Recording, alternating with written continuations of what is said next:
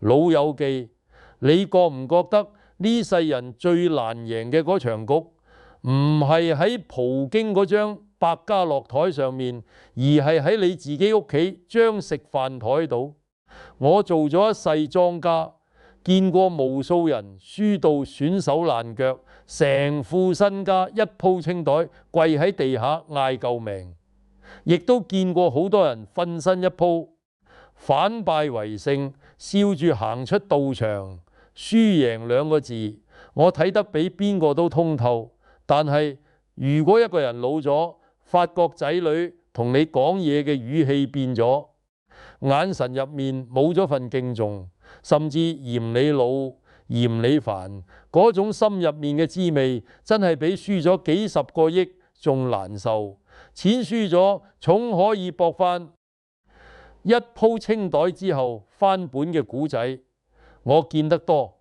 但係一個人嘅晚年，如果連屋企人嘅尊重都輸埋，你叫佢去邊度翻本？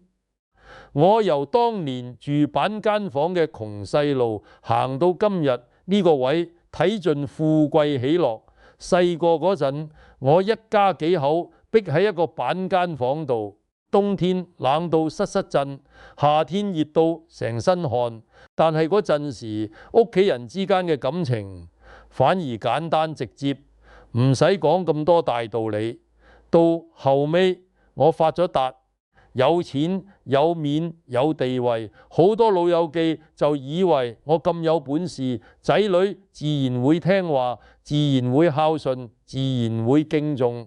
你以為捱到今日終於可以享清福，點知換嚟嘅係仔女嘅定撞同忽視。佢哋覺得你係老古董，你講句關心嘅話，佢哋當你係管得寬。你講多兩句，佢哋直情黑面走人。有錢原來買唔到尊重，有地位原來換唔到一句多謝老豆。呢種痛唔係外人可以體會嘅。你喺 D 場輸錢，起碼你知道自己輸咗幾多，輸咗係點解？但係喺屋企輸咗仔女嘅心，你連自己幾時開始輸嘅都唔知道。只係有一日突然發現個仔對你講嘢嘅眼神同細個嗰陣完全唔同咗。今日我想同大家講一件我平時好少公開講，但係每個上咗年紀嘅人夜深人靜嗰陣都會喺心入面翻嚟覆去諗嘅事。當仔女唔再尊重你嘅時候，你到底應該點樣執牌先可以贏翻個晚年？呢件事我諗咗好多年，我見過好多老朋友，有錢嘅冇錢嘅，個個到咗呢個年紀都要面對同一條問題。有人選擇同仔女鬧到反面，斷絕來往，最後孤獨終老；有人選擇一味忍讓，將自己嘅尊嚴踩到地下，換嚟嘅係仔女變本加厲；亦有人慢慢摸索出一條屬於自己嘅路，最後贏翻個仔女嘅心，亦贏翻自己嘅尊嚴。呢條路唔係我吹，真係好似刀局一樣，要識得睇牌，識得執位，識得幾時出幾時收。喺我深入拆解呢套晚年博弈論之前，如果你想繼續聽我分享呢啲睇穿人性洞察世事嘅生存智慧，記得一定要撳下面個訂閱掣，開啟埋小鈴鐺。我呢度唔會教你點樣發橫財，但我會話你知點樣喺呢個殘酷嘅世界入面保住你最後嘅尊嚴同籌碼。留言話我知，你覺得仔女唔聽話係天生嘅，定係你教得唔好？我哋呢一代人最中意就係講道理，細個捱過苦，中年打拼過，覺得自己行過嘅橋比後生仔行過嘅路仲多，覺得自己食鹽多過班後生食米，所以一開口就要教訓人，要講道理，要對方聽你講。但你有冇諗過，仔女對你態度唔好，背後原因從來都唔係道理講唔通，而係情緒頻率唔同。你哋根本唔係喺同一個波長上面傾偈。當你喺度我為你好嗰陣，佢哋耳入面聽到嘅唔係關心，而係否定。佢哋心入面感受到嘅唔係愛，而係壓迫。你覺得自己係喺度提點佢，佢哋覺得你係喺度否定佢哋嘅生存價值，否定佢哋呢幾年嘅打拼同選擇。我見過好多老友記個仔床驗失敗，佢哋第一時間唔係安慰，係一句我早就話你㗎啦。呢句說話喺你嘴入面講出嚟，可能只係想表達關心，但係喺個仔耳入面聽落係一刀捅落心口。佢已經輸咗，痛咗，你仲要喺度提醒佢，佢係輸家，佢點會唔恨你？呢個世界上有一種道理叫做我啱你錯，你越想證明呢個道理，對方越想遠離你，因為冇人中意成日俾人話錯。就算你真係啱，佢真係錯，但係當你不斷咁強調嘅時候，你贏咗場面上嘅道理，卻輸埋段感情。莊家第一法則，唔好喺對方情緒對立嘅時候出牌。牌局入面最忌就係心急，越心急就越容易出錯牌，俾人睇穿晒。屋企人相處都係一樣，當對方情緒未平復嗰陣，你講咩都係火上加油，閉嘴唔係認輸，而係等風頭過後，等水位退咗，該露頭嘅石頭自然會露。你唔使急住去爭一時之氣，因為呢場局你玩嘅唔係一鋪牌，而係一世人嘅感情，忍得一時先至有機會贏到最後。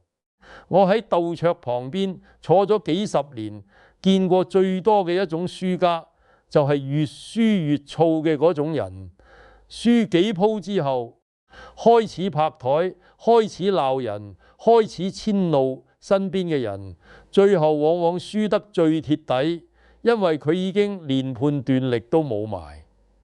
發脾氣唯一能證明嘅嘢，就係你已經技窮啦，你冇嘢好講，冇辦法好諗，先至會用最原始嘅方式，用聲量去壓對方。喺仔女眼入面，你嘅怒火唔係威嚴，而係失控。細個嗰陣你發脾氣，佢哋會怕；大個咗你發脾氣，佢哋只會覺得你老糊塗，唔講道理，甚至會喺心入面暗暗諗呢個人幾時死。呢句說話我知講出嚟好難聽，但係呢個世界嘅真相往往就係咁殘忍。脾氣發出去容易，收返嚟難。你嗌一句傷人嘅說話只需要1秒鐘，但係要仔女忘記呢句話可能要幾年，甚至一世都忘唔到對仔女發火。損害嘅係你最後嘅感情籌碼。你手頭上呢副籌碼本身已經買少見少，仔女大個咗，成家咗，有自己嘅生活，你同佢哋相處嘅時間本身就已經少之又少，你仲要拎僅有嘅時間去嗌交，去發火。你話呢副牌你仲點贏？講一個我身邊老友記嘅真人真事。呢位老友做生意做得好成功，脾氣就係大咗啲。有一次因為屋企啲雞毛蒜皮嘅小事，佢對住個仔大發雷霆，摔咗個花樽，嗌到隔鄰鄰舍都聽到個仔，當晚就執嘢搬走，一句解釋都冇留低。因為一次火遮眼嘅鬧劇，換嚟嘅係仔女搬走後幾年都唔返嚟食餐飯。逢年過節，人哋屋企熱熱鬧鬧，佢一個人坐喺張大台度，望住冷冰冰嘅餸菜，個心涼晒。佢同我講，如果嗰晚佢忍得住，家陣可能仲一齊食緊飯。管得住脾氣先至係大佬，真正嘅大佬唔係聲大夠惡就叫做大佬，而係喺任何情況之下都可以控制自己嘅情緒，唔俾情緒控制自己嘅人，先至配得起大佬呢兩個字。面感呢個詞，好多人聽落覺得係貶義，覺得係反應詞濃，係麻木。但我今日想話俾你聽，夢咁唔係弄咗，係你主動將靈敏度調低。呢個係一種選擇，唔係一種缺陷。年紀你大咗，我哋嘅心其實已經冇年輕嗰陣咁堅韌，反而越嚟越敏感，越嚟越脆弱。仔女講嘢難聽，面色難睇，如果你事事都放喺心度，你嘅晚年就會過得好痛苦。你要有一種唔關我事嘅自覺，唔係真係唔關你事，而係你要學識將呢件事嘅重量喺自己個心度調輕啲。你越追問，佢哋越反感；你越尖冧，佢哋越遠離。呢個道理我喺賭桌上面見得多，有啲賭客輸咗錢。你越問佢做咩輸成，咁佢個火就越大。你唔出聲，俾佢自己靜一靜，佢反而會自己諗返轉頭。屋企人相處都係一樣嘅道理。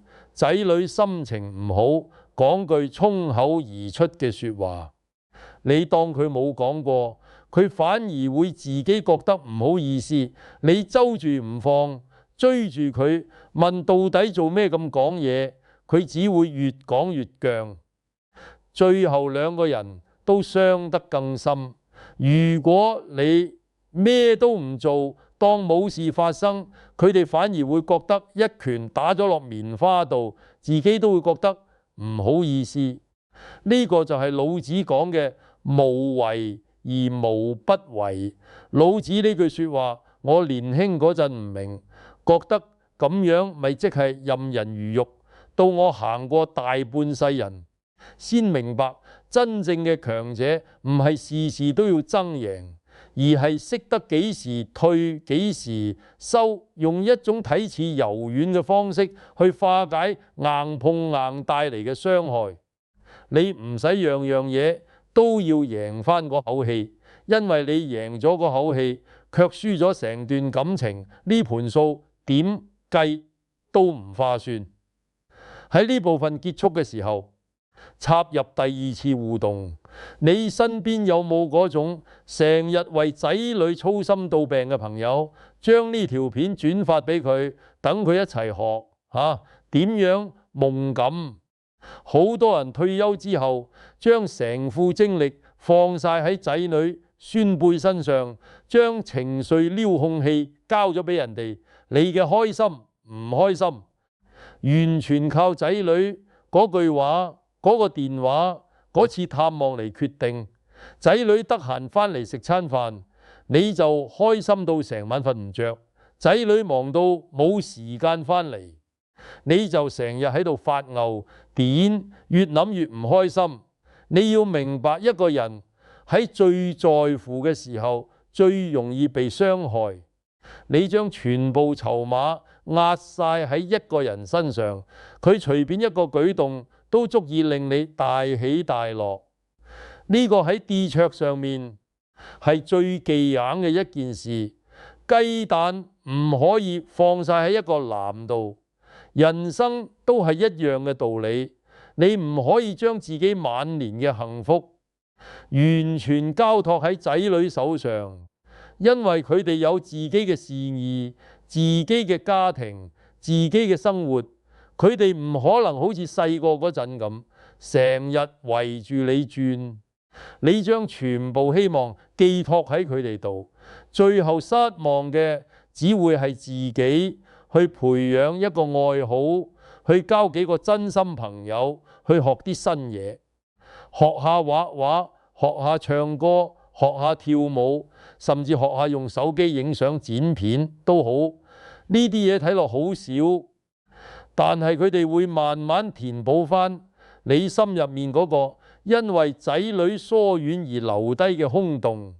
當你自己嘅日子過得有聲有色，你嘅底氣係來自你自己，而唔係來自佢哋嘅孝順。呢種底氣先至係真正嘅財富，冇人可以搶走，冇人可以令你唔開心。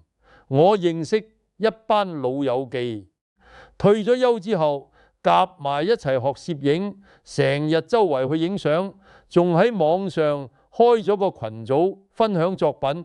佢哋話俾我聽，自從有咗呢班朋友，佢哋反而冇咁緊張仔女幾時返嚟，因為自己嘅生活已經豐富到唔使靠人哋嚟填滿。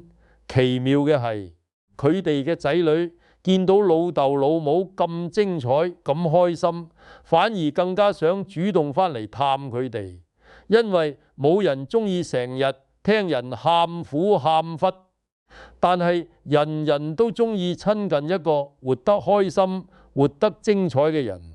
呢個就係最添菜嘅地方。你越唔靠佢，佢反而越想親近你；你越靠佢，佢反而越想逃離你。我哋呢一世人真係唔容易，年青嗰陣食苦，捱窮捱餓，冇乜選擇餘地；中年嗰陣打拼，為咗屋企，為咗仔女，拼盡全力去搏一鋪。老咗，本來應該係享福嘅時候，唔通仲要同仔女置氣？